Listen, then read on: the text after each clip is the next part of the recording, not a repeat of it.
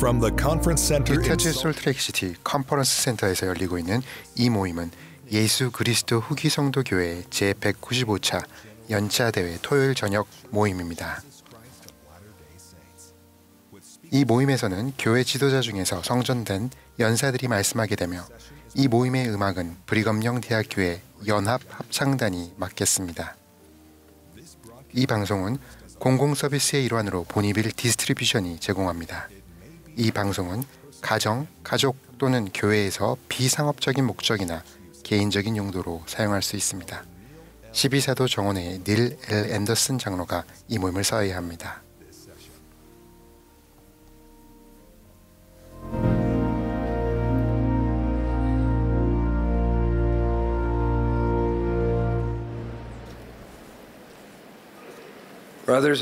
형제자매 여러분, 예수 그리스도 후기 성도 교회 제195차 연차 대회 토요일 저녁 모임에 함께해 주셔서 감사드립니다. 함께 모임에 참여하면서 여러분이 축복받고 강화되시기를 기도합니다. 현재 자택에서 이 모임을 시청하고 계시는 러셀 M. 넬슨 회장님의 요청에 따라 제가 이 모임을 사회하겠습니다. 이 모임의 음악은 브리검영 대학교 연합 합창단이 맡겠습니다. 지휘에는 앤드류 크레인, 소냐 폴터, 브렌트 웰스가, 오르간 반주에는 조셉 피플즈와 린다 마케츠가 수고해 주시겠습니다. 이제 합창단이 부활하신 어린 양을 부르며 이 모임을 시작하겠습니다. 계획기도는 70인 정원의 회장단의 에드워드 듀브 장로님 해주시겠고, 기도가 끝나면 합창단이 복음이 지닌 평화를 부르겠습니다.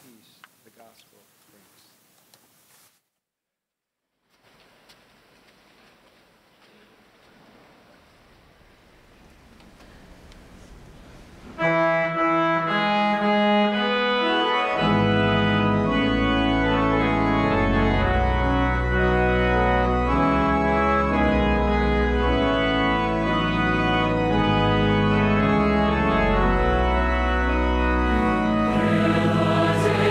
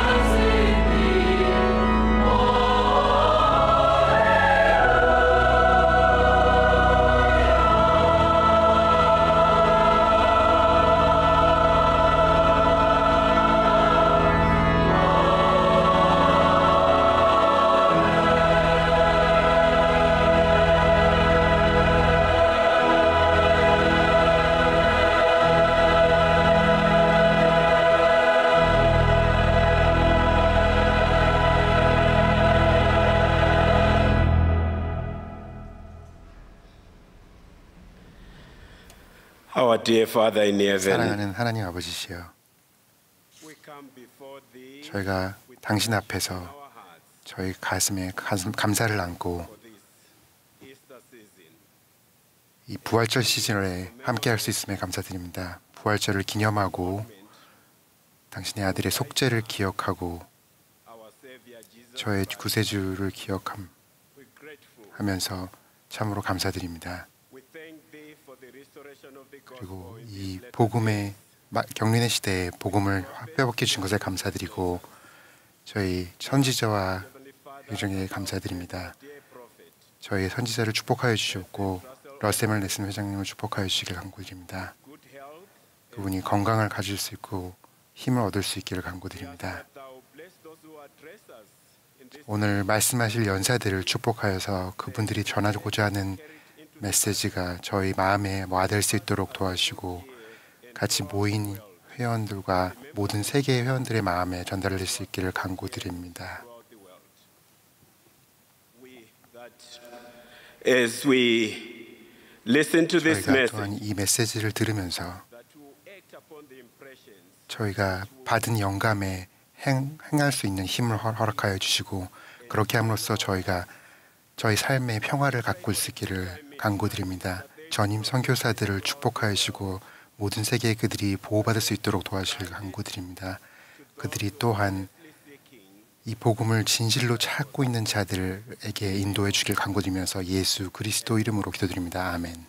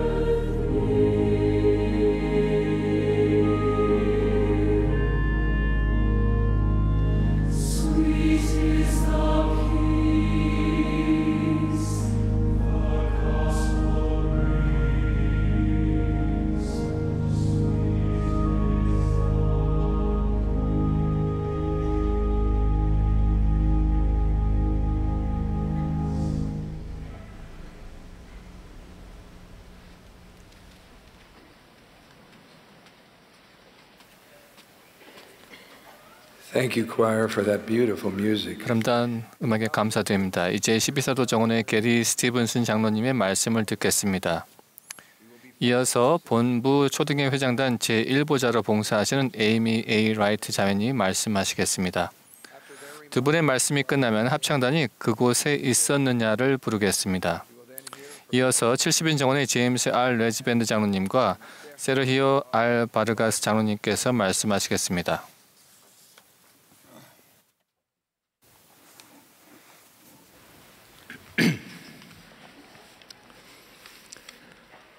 해외에서의 긴 임무를 마치고 아내 리사와 저는 집으로 가는 마지막 야간 항공편을 타기 위해 공항 터미널에 들어섰습니다. 많은 사람과 함께 긴 줄에서 한 걸음씩 움직이며 서 있는 동안 저희는 주변 여행객들이 비행기에 제 시간에 탑승할 수 있을지, 여권과 비자 심사를 통과하고 보안 검색을 무사히 마칠 수 있을지에 대한 걱정으로 점점 불안해하는 것을 느낄 수 있었습니다. 마침내 저희 차례가 되어 세관 직원이 있는 곳에 도착했는데 그 직원은 그곳에서 느껴지는 높은 스트레스가 아무렇지도 않은 것 같았습니다. 그녀는 거의 기계적으로 눈도 마주치지 않고 제 서류를 집어 제 사진을 확인하고 서류를 한 장 한 장 넘기더니 마침내 제 여권에 쿵 하고 도장을 찍어 주었습니다. 그런 다음 리사의 서류를 집었습니다. 그녀는 무표정하게 고개를 숙인 채 업무에 집중하면서 날카로운 눈으로 꼼꼼하게 페이지를 넘기며 앞에 놓인 서류의 세부 사항을 들여다보았습니다. 그러다 그녀가 갑자기 하던 일을 멈추고 고개를 들더니 침착하고 따뜻한 눈으로 리사의 눈을 마주쳤습니다. 저희는 약간 놀랐습니다. 그녀는 온화한 미소를 지으며 리사의 여권에 부드럽게 도장을 찍은 다음 서류를 돌려주었습니다. 아내도 답례로 미소를 지으며 서류를 받고 따뜻한 작별 인사를 나누었습니다. 방금 무슨 일이 일어났던 거지요? 저는 믿을 수 없다는 듯이 물었습니다. 그러자 리사가 그 직원이 본 것을 보여주었습니다. 구주의 그림이 있는 작은 카드였습니다. 아내의 지갑에 있던 카드가 우연히 빠져나와 여권 사이로 들어간 모양이었습니다. 세관 직원이 그 카드를 발견했고 그것이 그 직원의 태도를 완전히 바꿔놓은 것이었습니다. 이 작은 구주의 그림 덕분에 아무런 접점도 없었을 낯선 두 사람의 마음이 이어졌습니다. 그 그림은 예수 그리스도의 빛이 지닌 아름다움과 기적과 실제성을 담고 있었기 때문입니다. 그 남은 하루 동안 그리고 그 이후로도 자주 저는 그 감미롭고 순전했던 순간을 경외하는 마음으로 숙고하며 그리스도의 빛이 하나님의 자녀들에게 미치는 영광스러운 영향에 기뻐했습니다. 우리는 예수 그리스도를 따르는 사람들이며 그분의 빛을 받고 나누려고 노력합니다. 우리 교회의 이름은 그리스도 예수께서 친히 모퉁이 돌이 되신다는 우리 믿음의 가르침을 내포하고 있습니다. 하나님 아버지께서는 고대 선지자뿐 아니라 살아있는 선지자들을 통해 우리에게 그의 말을 들으라고 그리스도에게로 나아오라고 명하셨습니다. 우리는 그리스도에 대해 이야기하며 그리스도 안에서 기뻐하며 그리스도에 대해 가르치며 그리스도에 대해 예언합니다. 우리는 예수 그리스도께서 하나님의 아들이시며 그분께서 지상에서 성령을 베푸시는 동안 복음을 가르치시고 교회를 세우셨다고 가르칩니다. 우리는 예수께서 생애의 마지막에 겟세마네 동산에서 고통을 겪으시고 십자가에 못 박히시고 부활하심으로써 우리의 죄를 속죄하셨음을 간증합니다. 우리는 구주의 속죄 희생 덕분에 회개할 때 용서받고 죄에서 깨끗하게 될 수 있다는 사실에 기뻐합니다. 이를 통해 우리는 평안과 소망을 얻고 하나님의 면전으로 돌아갈 수 있게 됩니다. 우리는 예수님의 부활 덕분에 죽음이 끝이 아니라 앞으로 나아가는 중요한 단계라고 예언합니다. 우리는 모두 죽은 뒤 부활할 것입니다. 각 사람의 영과 육신이 재결합하며 영원히 살게 될 것입니다. 하나님의 계시를 받아 우리를 가르치고 인도하는 이 시대에 살아있는 선지자들은 그리스도께 나아오라고 점점 더 많이 권유하십니다. 그분들은 우리가 마음과 귀와 눈을 주님께 더욱 온전히 집중할 수 있도록 도우십니다. 우리가 예수 그리스도께 집중하도록 제1회장단이 마련하여 발표한 조정과 개선 사례는 수없이 많습니다. 다음은 그 일부입니다. 몰몬 교회라는 이름 대신 예수 그리스도 후기 성도 교회라는 정확한 명칭을 사용하기로 결정. 그리스도를 주제로 한 새롭고 영감 어린 미술 작품을 집회소에 제공. 나는 예수 그리스도의 제자이다와 그리스도를 바라보라와 같이 예수 그리스도에 초점을 맞춘 청남청녀 주제와 음악. 역사상 가장 영광스러운 사건인 예수 그리스도의 속죄와 문자 그대로의 부활을 더욱 강조. 부활절을 단순히 하루짜리 기념이 아닌 하나의 절기로서 기념하며 예수 그리스도를 강조. 교회의 시각적 상징과 그것이 지닌 상징적 의미 속에 이들 중 몇 가지가 미치는 영향을 자세히 살펴보겠습니다. 먼저 교회의 상징입니다. 2020년에 넬슨 회장님께서는 교회의 새로운 시각적 상징을 소개하셨습니다. 이 상징은 그리스도께서 당신 교회의 중심에 계시고 우리 삶의 중심에 계셔야 한다는 진리를 반영합니다. 현재 우리는 성전 추천서와 교회 웹사이트, 잡지, 복음 자료실 앱의 아이콘, 심지어 군 복무 중인 많은 교회 회원들의 군인 인식표에서도 이 친숙한 상징을 볼 수 있습니다. 이 상징에는 교회의 이름이 모퉁이 돌 안에 들어가 있으며 이는 예수 그리스도께서는 우두머리 모퉁이 돌이 되심을 상기시켜 줍니다. 여기에는 캄보디아어로 나타나 있고 145개 언어로 사용되고 있습니다. 상징의 중심에는 베르텔 토르발센의 사랑받는 대리석 작품인 그리스도상이 표현되어 있습니다. 많은 사람이 이 작품을 보면 우리 교회를 떠올립니다. 그리스도상은 전 세계 방문자 센터와 성전 경내에서 볼 수 있습니다. 교회 상징에서 눈에 띄는 이 조각상은 그리스도께서 우리가 행하는 모든 일의 중심이 되셔야 함을 시사합니다. 마찬가지로 구주께서는 두 팔을 펼치고 계신 모습은 그분께 나아오는 모든 사람을 받아들이시겠다는 그분의 약속을 나타냅니다. 이 상징은 구주의 사랑을 시각적으로 표현한 것으로 살아계신 그리스도를 끊임없이 상기시켜 줍니다. 저는 호기심에 많은 가족과 친구에게 교회의 상징을 이루는 한 가지 중요한 요소가 무엇일지를 물어보았습니다. 놀랍게도 많은 사람들이 그 상징이 담고 있는 신성한 특징을 모르고 있었습니다. 예수 그리스도는 아치 아래 서 계십니다. 그것은 부활하신 구주께서 무덤에서 나오시는 모습을 나타냅니다. 우리는 부활하시고 살아계신 그리스도를 진정으로 기념합니다. 이는 교회의 상징을 사용할 때도 마찬가지입니다. 이제 부활절의 의미를 깊이 생각해 보겠습니다. 제1회장단이 전한 부활절에 관한 최근 메시지에서 우리는 그분의 가르침을 공부하고 사회 전반, 특히 우리 가족 내에서 부활절 전통을 확립하도록 도움으로써 살아계신 우리 구주의 부활을 기념하라는 과제를 받았습니다. 간단히 말해 우리는 부활절을 더 높고 거룩한 방식으로 기념하라는 권고를 받았습니다. 저는 부활절과 관련하여 계속해서 주어지는 계시를 사랑하며 부활절을 신성하고 거룩하게 만들기 위해 애써주시는 여러분의 노력에 깊이 감사드립니다. 부활절 일요일에는 1시간 동안 성찬식 모임을 하는 것 외에도 여러 가지 합당한 활동들이 포함될 수 있습니다. 성주간과 종려주일에 하는 와드나 스테이크의 영적 모임 및 활동들이 그 예입니다. 이러한 기념 활동에는 어린이와 청소년이 함께하는 활동이 포함되며 범종교 연합 합창이 포함되는 일도 많습니다. 어떤 이들은 회원과 친구들을 위해 살아계신 그리스도 일반 공개 모임을 개최하고 여러 교파가 함께하는 지역 사회 부활절 행사에도 참여했습니다. 이러한 활동은 구주께서 우리의 승리에 입성을 하실 때 예루살렘에 모인 수많은 무리가 한 목소리로 그분을 찬양했던 모습을 반영합니다. 마찬가지로 가장 중요한 절기를 기념하기 위해 가족 단위로 집에서 예배드리라는 제1회장단의 권유에 응한 여러분의 이야기들도 인상적이었습니다. 저는 부활절을 중심으로 한 가족 예배가 놀라울 정도로 향상되었다고 생각합니다. 2년 전에 저는 가족과 함께 부활절을 기념하는 방식을 개선하기로 했다고 이야기했습니다. 물론 이 일은 여전히 진행 중입니다. 저희 가족은 늘 특별한 부활절 일요일 식사, 부활절 바구니, 부활절 달걀 찾기를 즐겨했고 지금도 그렇습니다. 하지만 예수 그리스도와 그분의 창조에 초점을 맞춘 영적인 요소를 의도적으로 기념 활동에 추가함으로써 모든 사건 중 가장 거룩한 이 사건을 기념하는 방식의 아름다운 균형을 이루게 되었습니다. 올해 저희 가족은 더욱 그리스도가 중심이신 부활절을 보내기 위한 세 번째 시도를 하게 될 것입니다.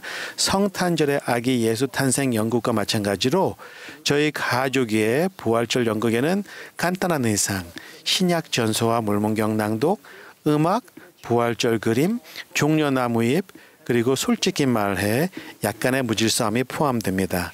자녀들과 손주들은 경전의 종려주일 찬양을 읽고 암송합니다.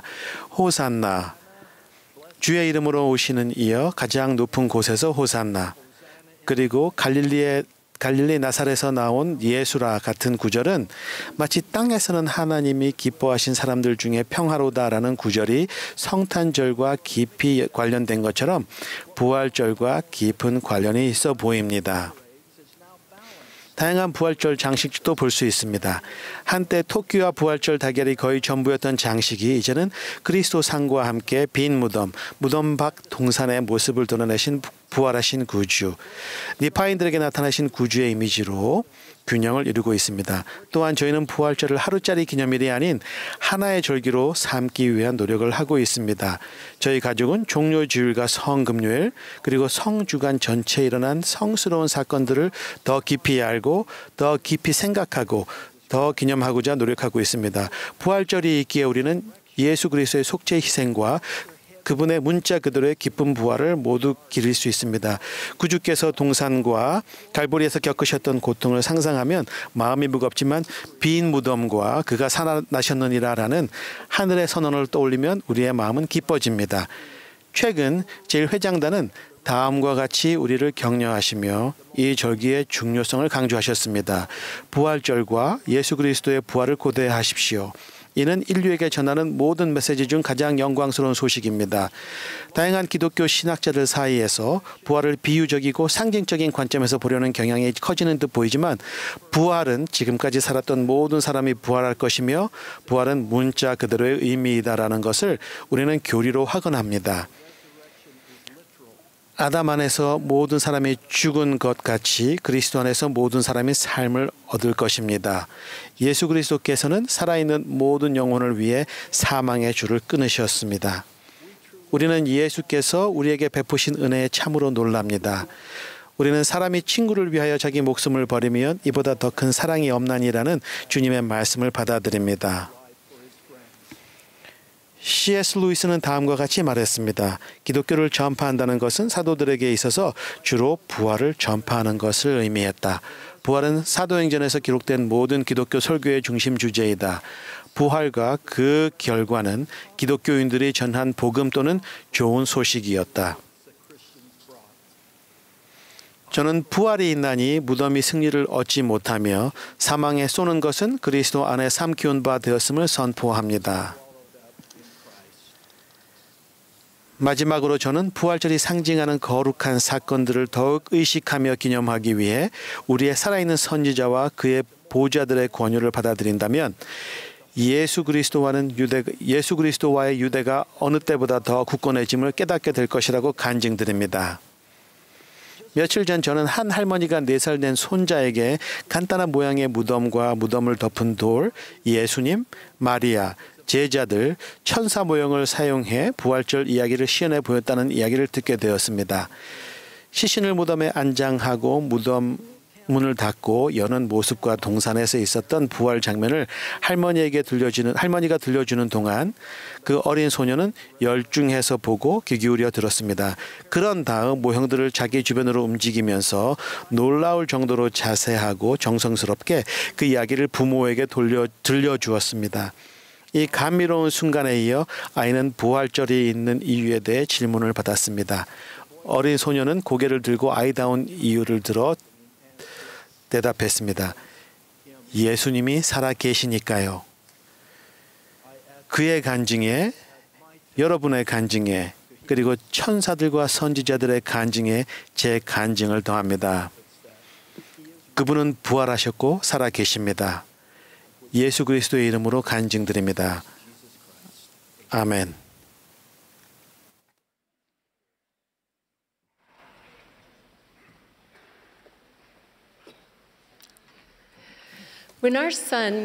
제 아들 일라이가 4학년이었을 때 아들의 반에서는 모의 정부를 구성했고 일라이를 학급 판사로 선출했습니다. 하루는 제2지방법원의 현직 판사가 방문해 일라이에게 자신의 법복을 입힌 다음 학급 판사직에 대한 선서를 진행했습니다. 이 일로 어리고 감수성이 풍부했던 아들의 영혼에는 법학과 율법을 제정하신 예수 그리스도에 대해 공부하고자 하는 열망이 깃들었습니다. 수년간 성실하게 노력한 일라이는 자신이 정말 가고 싶어 했던 로스쿨 중 한 곳으로부터 면접을 보러 오라는 안내장을 받았습니다. 아들은 말했습니다. 엄마, 10개의 질문을 받았는데요. 마지막 질문은 옳고 그름을 판단하는 본인의 기준은 무엇인가 였어요.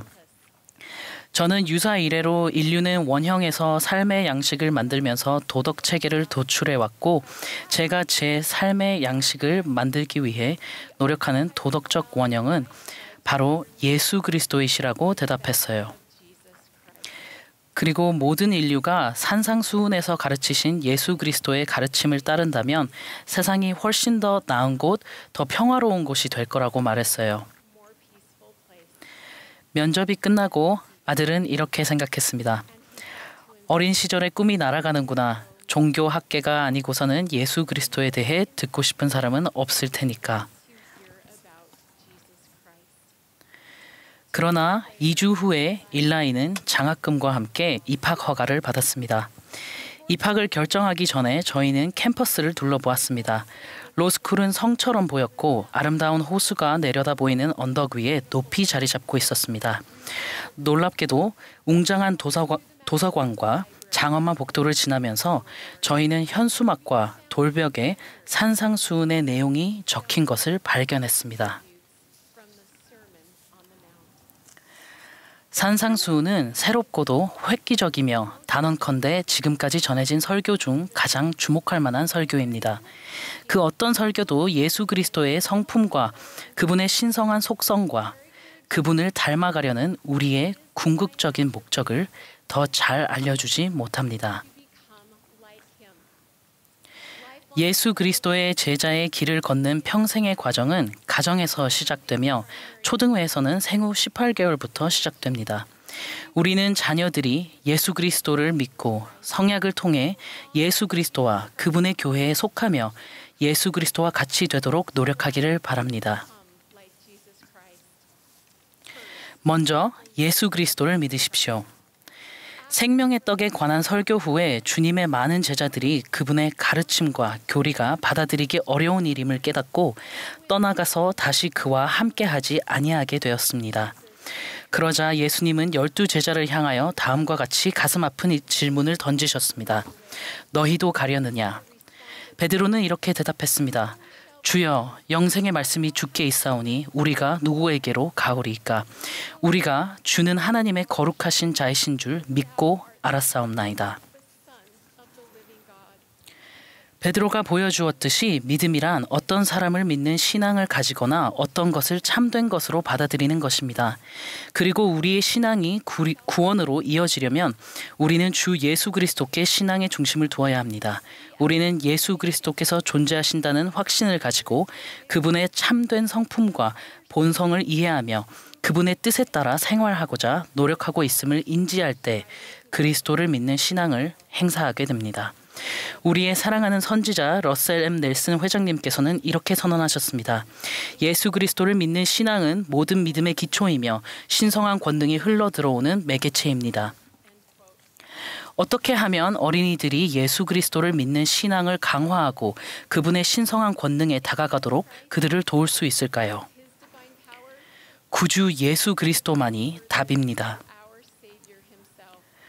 주께서 백성들에게 일러 이르시되 보라 나는 예수 그리스도라 일어나 나아오라 무리가 나아갔느니라 그리고 그들의 손을 그의 옆구리에 넣어 보았느니라 또 그의 손과 그의 발의 못자국을 만져보았으니 그들이 이를 행하되 하나씩 나아갔으며 또한 그들의 눈으로 보고 그들의 손으로 만져보았음에 분명히 알고 증거하였느니라.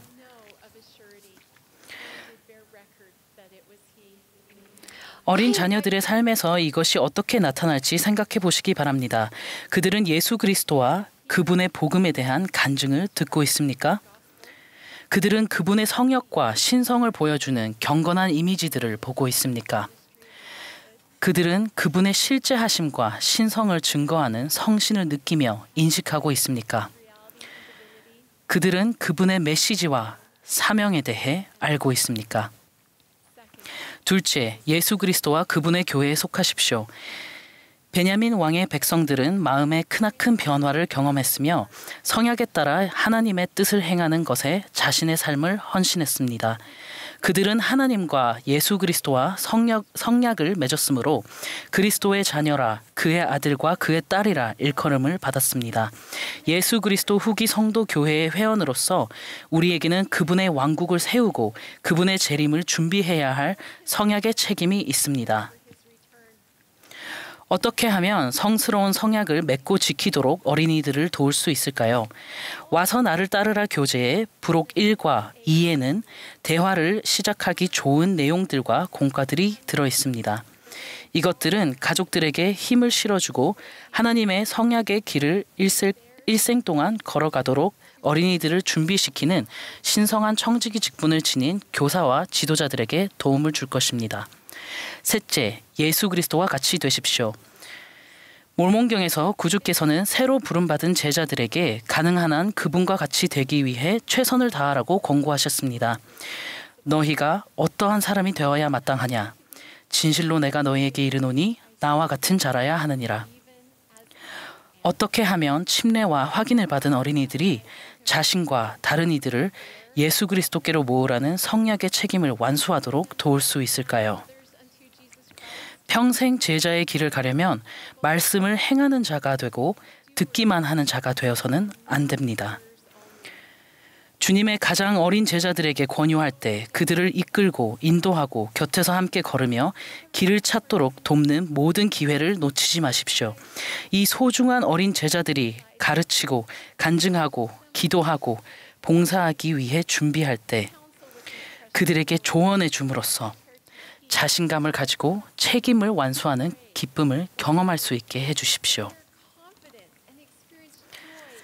어린이들이 이 교회가 그들의 교회이며 구주의 재림을 준비하는 일에서 중요한 역할을 맡고 있다는 사실을 깨달을 수 있도록 영감을 줄 방법을 찾아보십시오.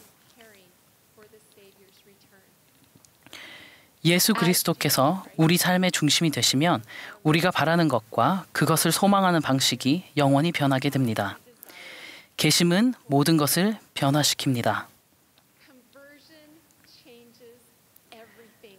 그것은 우리의 본성을 변화시켜 더 이상 악을 행하고자 하는 의향이 없으며 끊임없이 선을 행하게 합니다.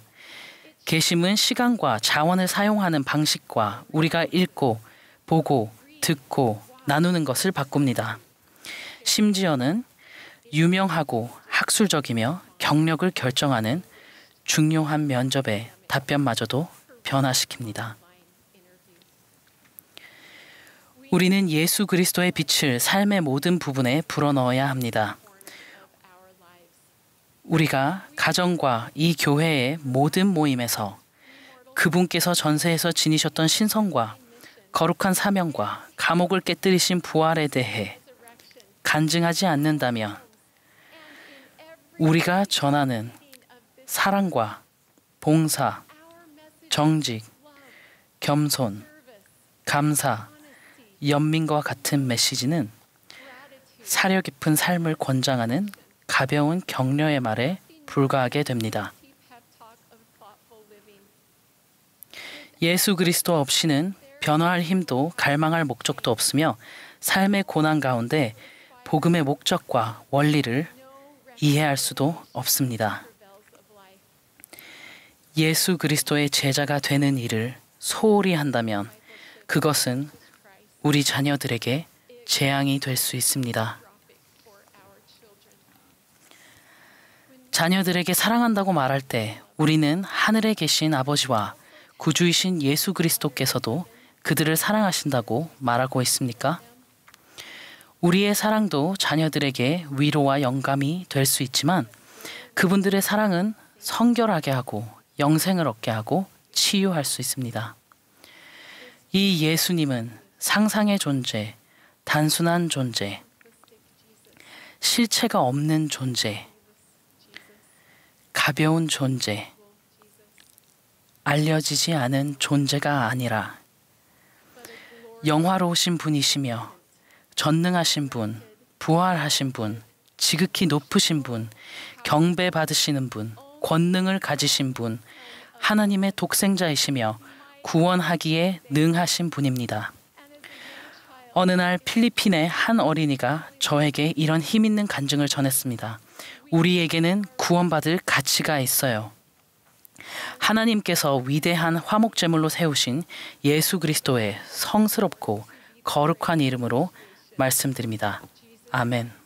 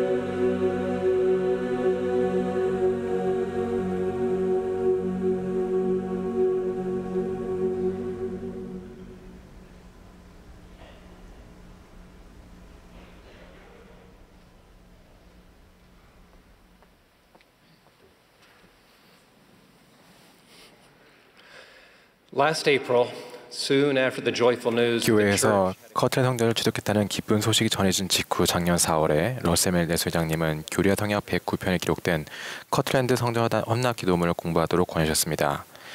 이 헌납 기도문은 여러분이 제가 이 마지막 날에 삶의 역경에 맞설 수 있도록 성전이 어떻게 우리에게 영적으로 힘을 주는지를 알려준 지침서라고 넬슨 회장님은 말씀하셨습니다.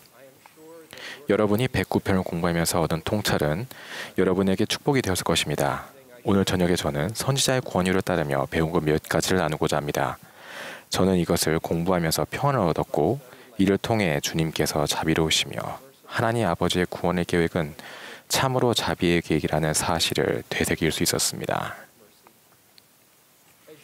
아시다시피 새로 부름받은 선교사들은 가능한 한 빨리 성전 엔다운트를 받고 상황이 허락하는 한 자주 성전에 참석하도록 권장됩니다. 또한 엔다우먼트를 받고 나면 선교 사업을 시작하기 전에 성전 봉사자로 봉사할 수 있습니다. 새로운 선교사들이 훈련원에 입소하기 전에 성전에서 시간을 보낸다면 성전 성약의 축복을 세상에 전하기에 앞서 그 성약에 관해 더 많이 배울 수 있으므로 그들에게 훌륭한 축복이 될 것입니다. 하지만 저는 109편을 공부하면서 하나님은 성전에서 새로운 선교사와 우리 모두에게 그 밖의 성스러운 방식으로 능력을 주신다는 점을 배웠습니다. 조셉은 계시로 주어진 이 헌납 기도문에서 이렇게 간구했습니다. 당신의 종들이 당신의 이름을 증거하기 위하여 당신의 집에서 나갈 때 땅의 위인들과 모든 가난한 자, 궁핍한 자, 고난받는 자들의 마음을 부드러워지게 하시고 진리 앞에서 그들의 편견이 사라지게 하시며 당신의 백성이 모든 사람의 눈에 호의를 얻게 하시고 모든 땅끝이 당신의 종들인 우리가 당신의 음성을 들었고 또 당신께서 우리를 보내셨음을 알게 하시옵소서. 새로 부름받은 선교사에게 주어진 이 훌륭한 약속은 바로 진리 앞에서 편견이 사라지고 모든 사람의 눈에 호의를 얻으며 주님께서 그들을 보내셨음을 세상이 알게 하시겠다는 약속입니다. 분명 우리 각자에게는 이러한 축복이 필요합니다. 부드러운 마음으로 이웃과 동료들을 대하는 것은 큰 축복일 것입니다. 헌납 기도문에는 우리가 성전에서 보내는 시간이 어떻게 다른 사람의 마음을 부드럽게 하는지 정확하게 설명되어 있지는 않습니다. 하지만 저는 이것이 주님의 집에서 보내는 시간 동안 예수 그리스도와 그분의 자비에 집중함으로써 우리 마음이 부드러워지는 것과 밀접한 관련이 있다고 생각합니다. 커트랜드 성전 헌납 기도문을 공부하면서 저는 또한 조셉이 교회 회원들과 교회의 적들, 나라의 통치자들, 땅의 모든 나라에 대한 자비를 거듭 간청한 사실에 감명받았습니다. 그리고 그는 매우 개인적으로 주님께서 자신을 기억하시고 사랑하는 엠마와 자녀들에게 자비를 베푸시기를 간청했습니다. 일주일 후인 1836년 4월 3일 부활절에 구주께서는 커트랜드 성전에서 조셉과 올리버 카두리에게 나타나셨습니다. 그분께서 교리와 성약 110편에 기록된 대로 내가 이 집을 받아들였고 내 이름이 여기에 있을 것이며 내가 이 집에서 자비 가운데 나의 백성의 나 자신을 나타낼 것임이라고 말씀하셨을 때 조셉의 마음은 어떠했을까요? 자비에 대한 이 약속은 분명 조셉에게 특별한 의미가 있었을 것입니다. 넬슨 회장님께서 지난 4월에 가르치신 대로 이 약속은 오늘날 헌납된 모든 성전에 적용됩니다. 우리 각자가 주님의 집에서 자비를 찾을 수 있는 방법은 너무나 많습니다. 이는 주님께서 이스라엘 백성들에게 성막을 짓고 그 중심에 속죄소를 두라고 처음 명하신 이래로 계속 그러했습니다. 성전에서 우리는 우리가 맺는 성약을 통해 자비를 발견합니다. 침례 성약에 더하여 성전 성약은 우리를 하늘 아버지와 그 아들께 결속해주고 넬슨 회장님께서 가르치신 히브리어로 헤세드라 하는 특별한 종류의 사랑과 자비를 더 풍성히 누리도록 해줍니다. 우리는 가족의 영원히 임봉되는 기회에서 자비를 발견합니다. 또한 성전에서 우리는 창조와 타락, 구조의 속죄 희생, 하나님 아버지의 면전으로 돌아가는 우리의 능력, 다시 말해 구원의 계획의 모든 부분이 자비를 나타낸다는 것을 더욱 명확히 이해하게 됩니다. 참으로 구원의 계획이 행복의 계획이라고 말할 수 있을 것입니다. 왜냐하면 그것은 자비의 계획이기 때문입니다. Because it is a plan of mercy. I am grateful for 저는 the 110편에 나오는 놀라운 약속, 즉 주님께서 성전에서 자비롭게 당신을 나타내시리라고 하신 약속에 감사합니다. 또한 조셉처럼 우리도 언제든지 자비를 간청하면 주님께서 자비롭게 당신을 나타내실 것임을 알 수 있음에 감사합니다. 조셉 스미스가 자비를 간청했을 때 계시가 주어진 것은 109편에서의 경험이 처음이 아니었습니다. 소년 조셉이 성스러운 숲에서 기도했던 것은 단지 어느 교회가 참된지 알기 위해서만은 아니었습니다. 그는 이렇게 말했습니다. 나는 주님께 간절히 자비를 구했다. 내가 찾아가 자비를 구할 분은 그분뿐이었다. 어떤 이유에서든 그가 주님께서만 주실 수 있는 자비가 필요하다는 것을 인식했을 때 비로소 하늘의 문이 열렸습니다. 3년 뒤 후에 조셉은 나의 모든 허물과 어리석음을 사해 주시도록 전능하신 하나님께 기도하며 간구하자 모로나의 천사가 나타났다고 했습니다. 자비를 간청할 때 계시를 받는 이러한 방식은 경전에서 흔히 찾을 수 있습니다. 이노스는 용서를 구하는 기도를 했을 때 주님의 음성을 들었습니다. 계심을 하기 시작한 라모나의 왕의 부친은 다음과 같이 기도했습니다. 당신을 알기 위하여 나의 모든 죄를 버리겠나이다. 우리가 이같이 극적인 경험을 하지 못할 수도 있겠지만 이따금 기도에 대한 응답을 잘 느끼지 못하는 이들에게는 주님의 자비를 구하는 것이 성신의 증거를 느끼는 가장 강력한 방법 중 하나입니다.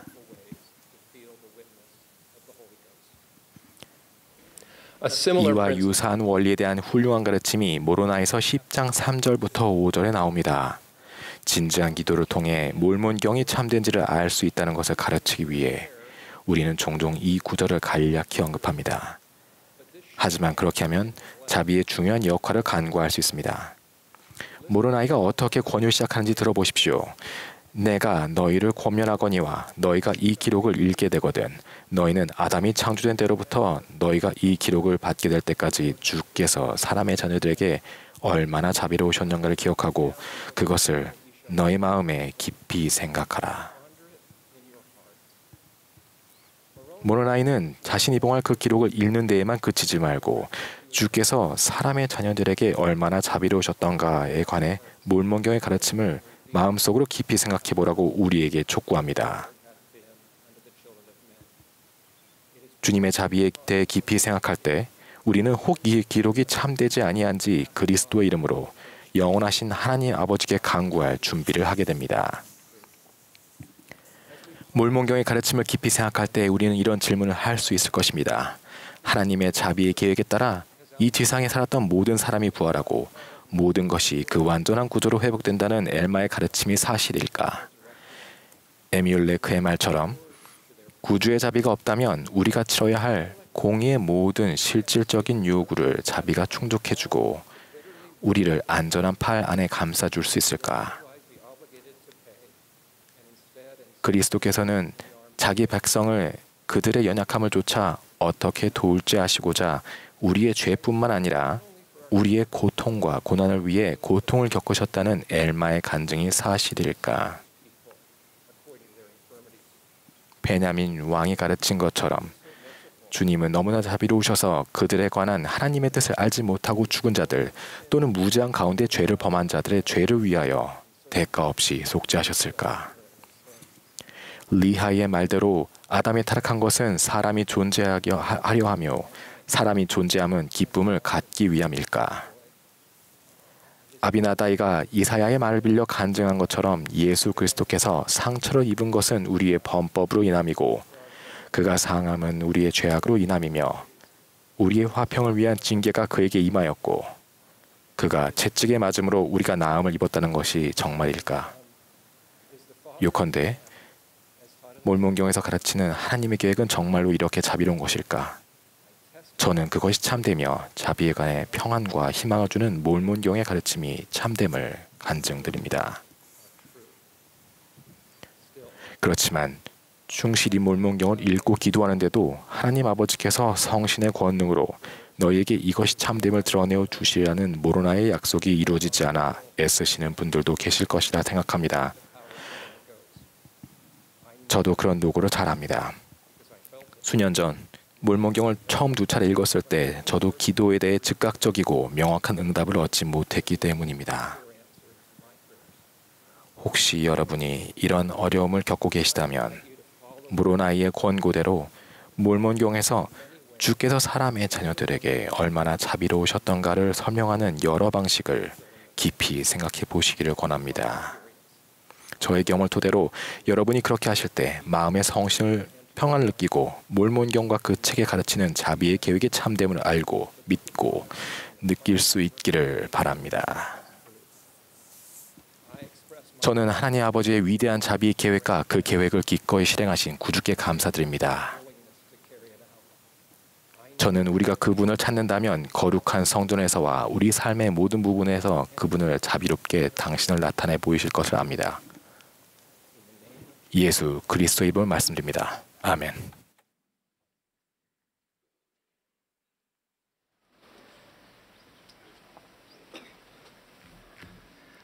Jesus Christ changed my life. When I was 제가 baptized, 26세 사랑스러운 조국 칠레의 프루티아르에서 침례를 받았을 때 예수 그리스도께서 제 삶을 바꿔놓으셨습니다. 당시 저는 아름다운 칠레 파타고니아에서 대양과 강과 호수를 가로질러 다니는 직업을 가지고 있었습니다. 침례를 받은 뒤에는 직장도 삶도 이전과는 다른 새로운 관점으로 바라보게 되었습니다. 만물이 하나님이 계심을 나타내고 있음을 진실로 인식하게 되었습니다. 자연을 보면 연어는 강의 발원지에서 부화합니다. 연어는 생애의 어느 시점에 이르면 강을 따라 헤엄쳐 내려가 바다로 갑니다. 바다는 연어의 발달에 필요한 영양과 생활 조건을 갖추고 있습니다. 하지만 바다는 위험한 장소이기도 합니다. 포식자들이 도사리고 있는 데다가 먹이처럼 생겼지만 영양가는 없는 화려한 낚싯바늘로 연어를 낚으려는 어부들도 있습니다. 이런 위협을 피해 살아남은 연어들은 강력한 회귀 기제를 사용할 수 있게 됩니다.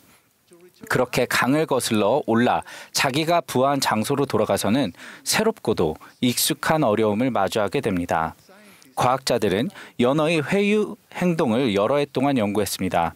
연구에 따르면 연어는 GPS와 같은 일종의 자기장 지도를 사용하여 방향을 잡고 믿지 못할 정도로 정확하게 최종 목적지에 도달하게 된다고 합니다. 우리 모두는 언젠가 우리가 떠나온 하늘 집으로 돌아갈 수 있습니다. 연어에게 자기장 지도가 있듯이 우리에게는 그리스도의 빛이라는 지도가 있어서 하늘집으로 인도해 줍니다. 예수께서는 제자들에게 가르치셨습니다. 내가 곧 길이요 진리요 생명이니 나로 말미암지 않고는 아버지께로 올 자가 없느니라. 삶의 초점을 예수 그리스도께 맞춘다면 우리는 집으로 돌아가는 길을 찾고 끝까지 견디고 끝까지 기뻐하게 될 것입니다. 넬슨 회장님께서는 이렇게 가르치셨습니다. 우리는 우리가 놓인 환경과는 관계없이 어디에 초점을 두는가에 따라서 기쁨을 느낄 수 있습니다. 가족 선언문에는 이렇게 쓰여 있습니다. 사람은 모두 하늘 부모의 사랑하는 영의 아들과 딸이며 따라서 각각 신성한 품성과 운명을 지니고 있다. 전세에서 영의 아들과 딸들은 하나님을 그들의 영원하신 아버지로 알고 경배하였으며 그의 계획을 받아들였다.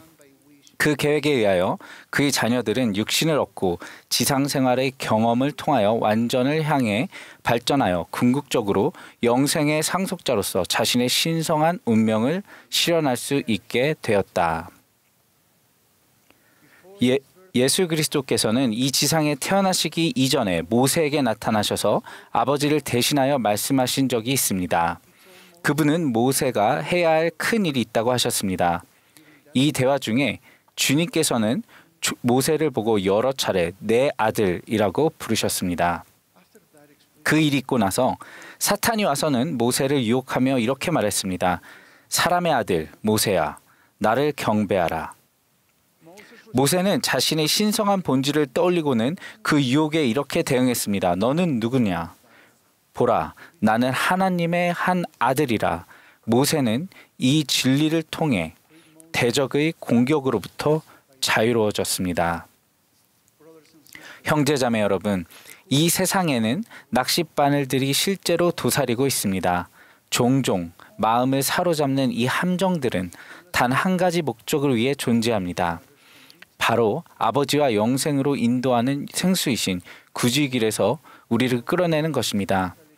저는 세상의 낚싯바늘이 얼마나 실제적인지 잘 알고 있습니다. 제가 새로운 개종자였을 때 어느 일요일에 신권의 공과를 가르치던 중 제 마음을 불편하게 만드는 대화가 오갔습니다. 저는 어렵사리 공과를 마쳤습니다. 마음에 상처를 받았고 제가 공격받았다고 느꼈습니다. 저는 아무 말 없이 문 밖을 향했습니다. 한동안 교회에 돌아오지 않겠다는 생각을 품고 말이지요.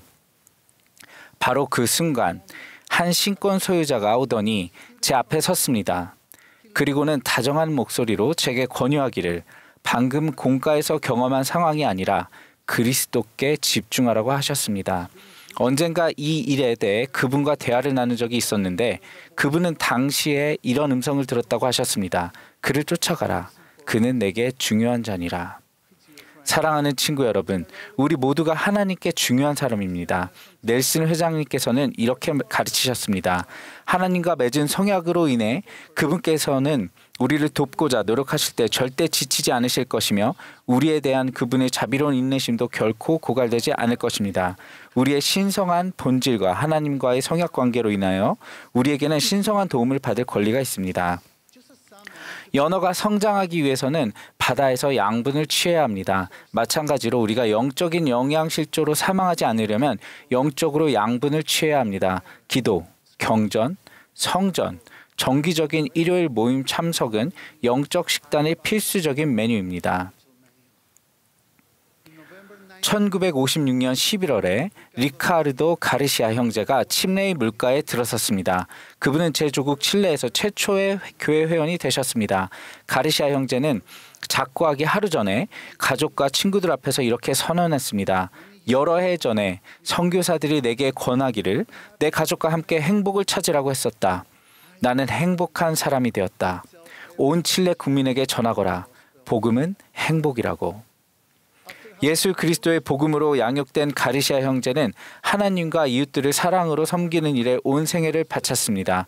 그가 보여준 제자로서의 모범은 저를 비롯한 여러 세대에게 축복이 되었습니다.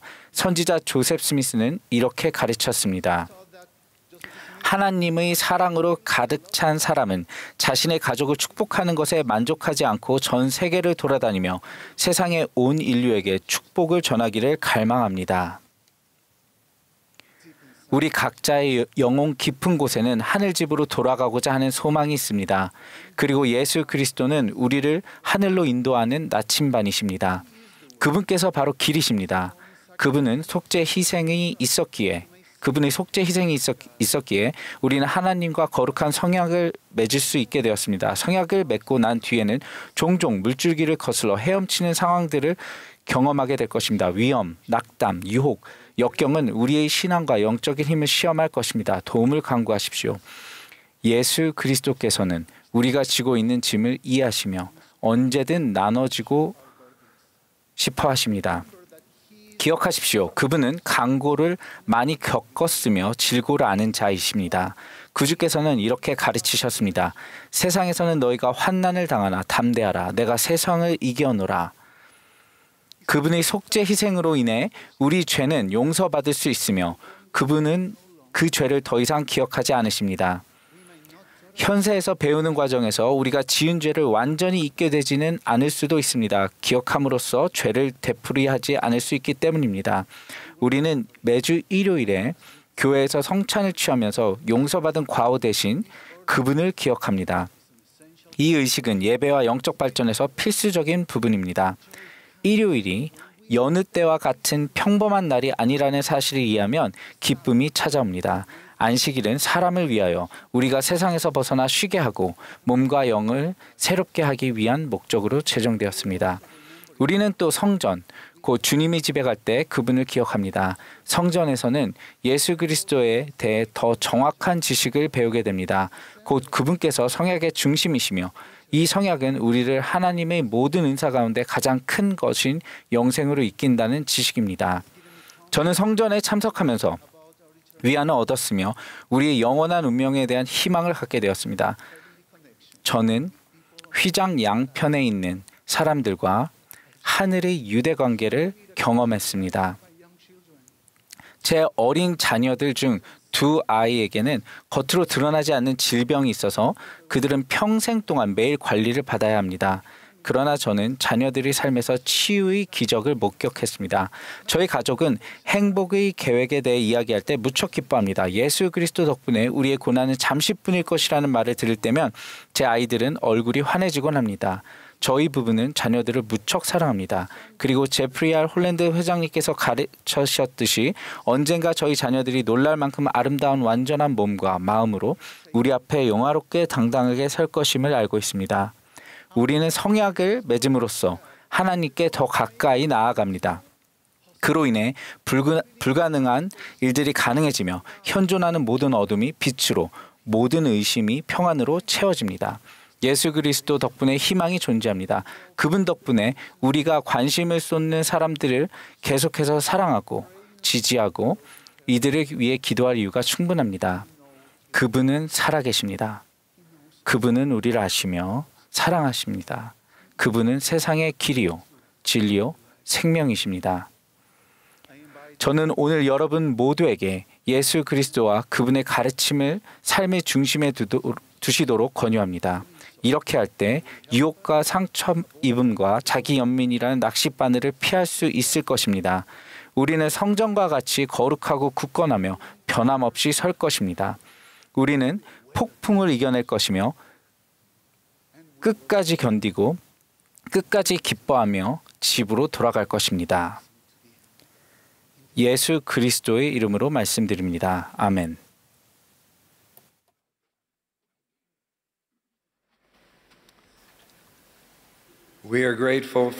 오늘 저녁 주님의 영이 저희와 함께 하심에 감사드립니다. 음악과 진리의 말씀이 유타 현지 시각으로 내일 오전 9시 30분부터 10시까지 미국 전역에 방송됨을 알려드립니다. 이후 곧바로 연차대회 일요일 오전 모임이 이어지겠습니다. 이제 이 모임의 마지막 연사로 12사도 정원의 디터드 크리스토퍼스 장로님이 말씀하시겠습니다. 장로님의 말씀이 끝나면 합창단이 기뻐하라 너희 주는 왕이시라를 부르겠습니다. 패배기도는 70인 정원회의 그레고리오 이 카시아스 장로님이 해주시겠습니다.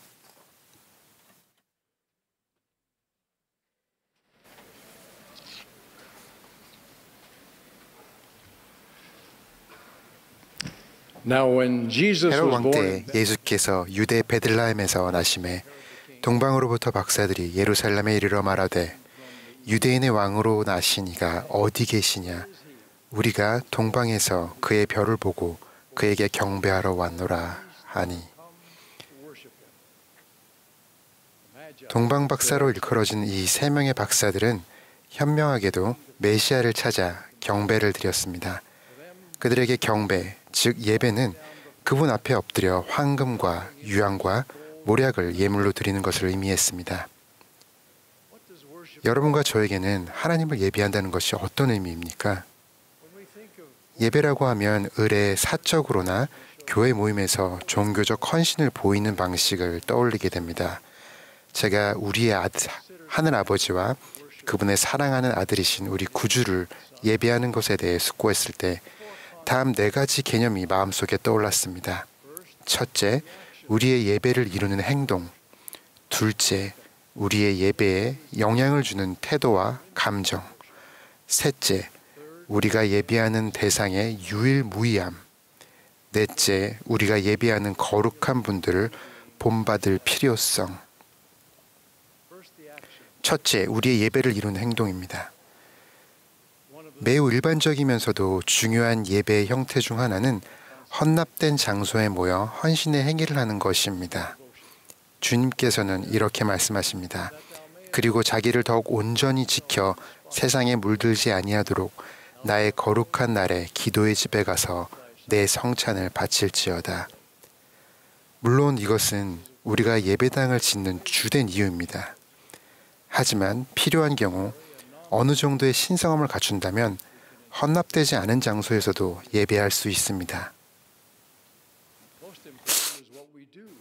가장 중요한 것은 우리가 주님의 날에 모여서 무엇을 하느냐입니다. 물론 우리는 각자 형편에 따라 가장 좋은 복장을 입습니다.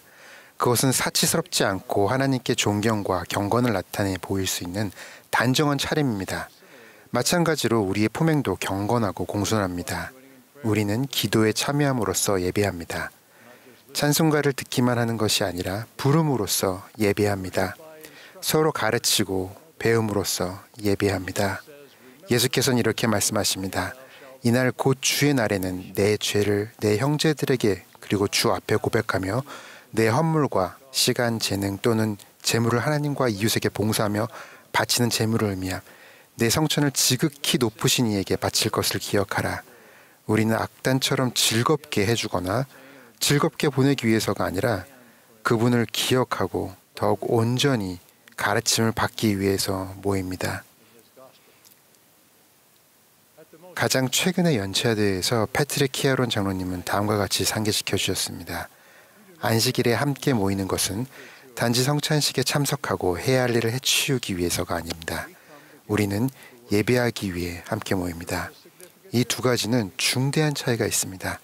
참석은 자리를 채우는 것입니다. 그러나 예배는 우리를 변화시키는 방식으로 의식적으로 하나님을 찬양하고 경배하는 것입니다. 우리의 안식일을 주님과 그분의 목적에 바치는 것 자체가 예배의 행위입니다. 여러 해 전에 당시 장로였던 러셀 M. 넬슨 장로님은 이렇게 말씀하셨습니다. 우리는 어떻게 안식일을 거룩하게 합니까? 어릴 때 저는 안식일에 해야 할 일과 하지 말아야 할 일에 대해 사람들이 만들어 놓은 목록을 공부했습니다. 저는 나중에야 비로소 안식일에 보이는 나의 행동과 태도는 나와 하나님 아버지 사이의 표징이라는 것을 경전에서 배웠습니다. 그 이해를 바탕으로 해야 할 일과 하지 말아야 할 일에 대한 목록은 더는 필요 없어졌습니다. 어떤 활동이 안식일에 합당한지 여부를 결정해야 할 때 단순히 저는 이렇게 자문했습니다. 나는 하나님께 어떤 표징을 드리고 싶은가? 주님의 날에 드리는 예배는 특히 예수 그리스도의 위대한 속죄, 희생에 초점이 맞춰져 있습니다. 우리는 부활절에 적절하고도 특별하게 그분의 부활을 기념합니다만 매주 그분의 부활을 포함하는 속죄의 성찬 상식물을 취할 때에도 마찬가지로 부활을 기념합니다. 회개하는 사람에게는 성찬을 취하는 것이 안식일 예배의 가장 중요한 부분입니다. 우리가 서로 가르치고 봉사하고 지지하는 동안 그리스도의 몸으로서 함께 예배하는 것은 특별한 힘과 유익을 줍니다. 흥미롭게도 최근의 한 연구에 따르면 영적인 삶을 전적으로 사적인 것으로 여기는 사람들은 영적인 성장을 우선시하거나 신앙이 매우 중요하다고 말하거나 정기적으로 하나님을 예배하는 시간을 가질 가능성이 낮습니다. 성도들의 공동체인 우리는 예배와 신앙으로 서로를 강화합니다. 그렇다 하더라도 우리는 개인적으로 또한 가정에서 하는 일상의 예배 행위를 소홀히 할 수 없습니다. 구주께서는 다음과 같이 일깨워 주십니다. 그러할지라도 내 서약을 날마다 어느 때든지 의롭게 바쳐야 하느니라. 현명하게도 한 자매님은 이렇게 말씀하셨습니다. 저는 하나님을 예배하는 가장 심오한 방법이 어린 아이들을 우리 삶에 맞이하여 그들을 보살피고 하나님의 계획을 가르치는 것이라고 생각합니다. 엘마와 에뮬레크는 자신들의 회당에서 쫓겨난 조례민들에게 일주일에 한 번만이 아니라 어느 곳에 있든지 항상 하나님을 예배하라고 가르쳤습니다. 그들은 예배로서의 기도에 대해 다음과 같이 말했습니다. 너희의 골방과 너희의 은밀한 장소에서 또 너희의 광야에서 너희의 영혼을 쏟아내어야만 하느니라. 또한 너희가 주께 부르짖지 아니할 때는 너희 마음으로 충만하게 하여 끊임없이 그에게 기도하는데 너희 마음을 기울이도록 하라. 또한 그들은 경전을 연구하고 그리스도에 대해 간증하고 자비로운 행동과 봉사를 하고 성신을 받고 날마다 감사하는 마음으로 생활하라고 말했습니다. 날마다 감사하는 마음으로 생활하는 말을 생각해 보십시오. 그것은 두 번째 개념과 관련이 있습니다. 예배에 내재된 태도와 감정. 하나님에 대한 감사를 느끼고 표현하는 것은 사실 예배를 그저 또 하나의 의무로 여기는 것이 아니라 예배의 새로운 기쁨을 부어넣는 일인입니다. 참된 예배는 하나님을 사랑하고 그분의 뜻을 받아들이는 것을 의미하며 이는 우리가 드릴 수 있는 가장 값진 예물입니다. 예수께서는 모든 계명 중에 첫째가 무엇이냐는 질문을 받고 이렇게 대답하셨습니다. 내 마음을 다하고 목숨을 다하고 뜻을 다하여 주 너의 하나님을 사랑하라. 그분은 이 계명을 큰 계명이라 하셨습니다. 이 계명은 예수께서 아버지를 예배하신 방식이었습니다. 그분의 삶과 속죄 희생은 아버지의 영광을 위해 바쳐졌습니다. 우리는 예수께서 상상조차 할 수 없는 고통과 고뇌 속에서 내 아버지여 만일 할만하시거든 이 잔을 내게서 지나가게 하옵소서 라고 간청하셨음을 통렬히 기억합니다. 하지만 그때 그분은 순종적으로 그러나 나의 원대로 마시옵고 아버지의 원대로 하옵소서 라고 하셨습니다. 예배는 이 완전한 몸을 따르려 노력하는 것입니다. 이 과정에서 우리는 하룻밤 사이에 완전함에 이르지는 못할 것입니다. 하지만 날마다 상한 마음과 통해하는 심령을 그분께 희생으로 드린다면 그분은 다시금 당신의 영으로 우리를 침례하고 당신의 은혜로 충분하게 해주실 것입니다. 셋째, 우리 예배 대상의 유일무이함. 교리와 성약 1편에서 주님은 세상 사람들에 대해 다음과 같이 규탄하십니다. 그들이 나의 의식에서 벗어났으며 나의 영원한 성약을 깨뜨렸습니다. 그들은 주의 의를 세우기 위하여 주를 구하지 아니하고 모든 사람이 자기 자신의 길로 또 자기 자신의 신의 형상을 따라 걷나니 그 형상은 세상의 모습이요. 하나냐, 미사엘, 이사랴라고 하는 3명의 유대인 청년의 몸을 기억합시다. 그들은 리아이와 그의 가족이 예루살렘을 떠나고 얼마 지나지 않아 포로가 되어 바벨론으로 잡혀갔습니다. 느부갓네살 왕은 그들의 이름을 사드락, 메삭, 아벳느고로 바꾸었습니다. 이후에 이 세 청년이 느부갓네살 왕이 세운 신상에 절하기를 거절하자 왕은 그들을 맹렬히 타는 풀무불에 던지라고 명하며 너희를 내 손에서 건져낼 신이 누구이겠느냐라고 말했습니다. 여러분은 그들의 용감한 대답을 기억하실 것입니다. 왕이여, 우리가 섬기는 하나님이 계시다면 우리를 맹렬히 타는 풀무불의 가운데서 능히 건져내시겠고 왕의 손에서도 건져내시리이다. 그렇게 하지 아니실자라도 우리가 왕의 신들을 섬기지도 아니하고 왕이 세우신 금 신상에도 절하지도 아니할 줄을 아옵소서. 풀무불은 너무나 뜨거워서 사드락, 메삭, 아벳느고를 그 속에 던져놓은 사람들을 태워 죽였으나 그 세 청년은 아무런 해를 입지 않았습니다. 느부갓네살이 말하여 이르되 사드락과 메삭과 아벳느고의 하나님을 찬송할지로다. 그가 그의 천사를 보내사 자기를 의뢰하고 그들의 몸을 바쳐 그 하나님밖에는 다른 신을 섬기지 아니하며 그에게 절하지 아니한 종들을 구원하셨도다. 그들은 여호와께서 구해주시라는 것을 믿었으나 그렇게 하지 아니하실지라도 즉 하나님께서 당신의 지혜로 그들의 죽음을 막지 않으셨다 할지라도 그들은 여전히 그분께 충실했을 것입니다. 하나님 아버지와 그분의 아들에 대한 예배보다 우선하는 것은 무엇이든 우상이 됩니다. 진리의 근원이신 하나님을 거부하는 사람, 즉 그분께 져야 할 모든 책임을 부정하는 사람들은 사실상 자기 자신을 자신의 신으로 삼는 것입니다. 하나님의 인도보다 어떤 단체나 대의에 대한 충성을 우선시하는 사람은 거짓 신을 숭배하는 것입니다. 하나님을 숭배한다고 주장하면서도 그분의 계명을 지키지 않는 이들도 다음과 같이 그들 자신의 길을 걷는 것입니다. 그들이 입술로는 나를 가까이 하나 그들의 마음은 내게서 멀리 떠났도다. 우리의 예배 대상은 오직 유일하신 참 하나님과 그가 보내신 자 예수 그리스도입니다. 마지막으로 하늘 아버지와 그 아들을 본받을 필요성. 궁극적으로 우리가 어떤 삶을 사느냐가 가장 훌륭하고 진정한 예배의 형태입니다. 우리의 헌신을 보인다는 것은 하늘 아버지와 그 아들을 본받는 것, 즉 그분들의 속성과 성품을 함양하는 것입니다. 속담처럼 모방이 가장 진심 어린 아첨이라면 하나님에 대해서는 그분을 본받는 것이 가장 진심 어린 숭배라고 할 수 있습니다. 이는 우리가 거룩함을 추구하기 위해 적극적이고 지속적으로 노력해야 함을 시사합니다. 하지만 좀 더 그리스도와 같이 된다는 것은 우리가 하는 예배 행위의 자연스러운 결과이기도 합니다. 앞서 인용한 키아론 장로님의 말씀처럼 우리를 변화시키는 방식으로 예배하는 것이 중요합니다. 참된 예배에는 변화를 일으키는 힘이 있습니다.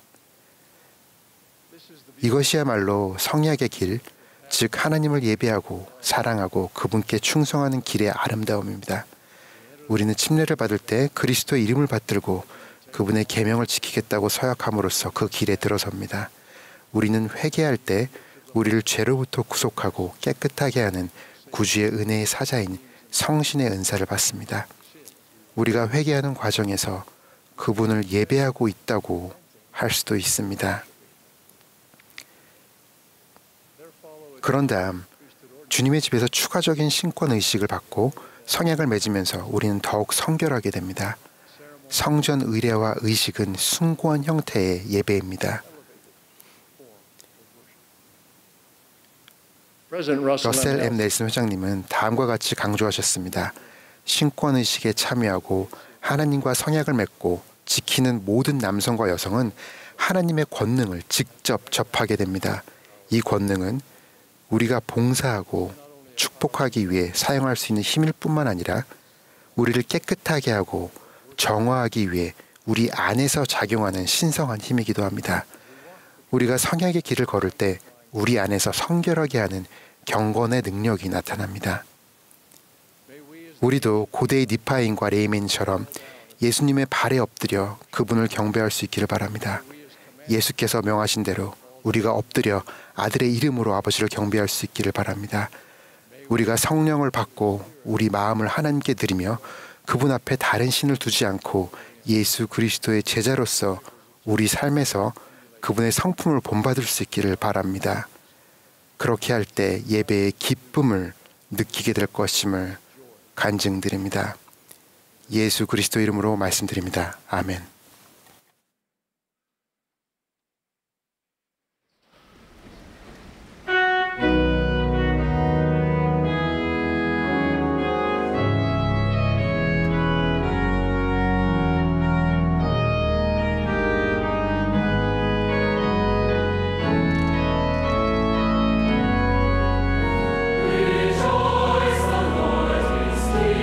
King, our Lord and King, our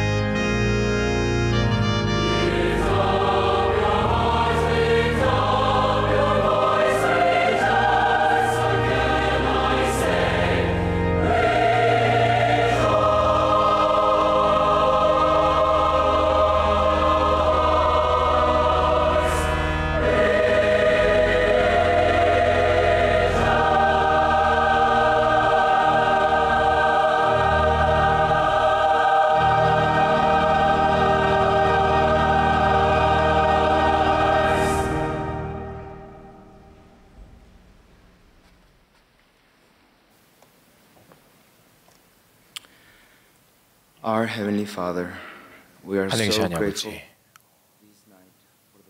오늘 이 저녁에 우리가 받은 이 축복에 감사드립니다.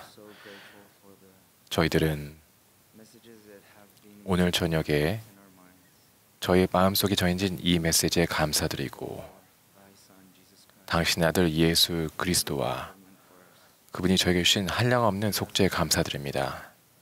저희들은 저희들의 성약의 길을 갈 수 있도록 간구드리고 당신의 제자가 될 수 있도록 저희들 도와주길 간구드립니다. 그리고 이 메시지를 나누고 이 모든 것을 예수 그리스도 이름으로 기도드립니다. 아멘.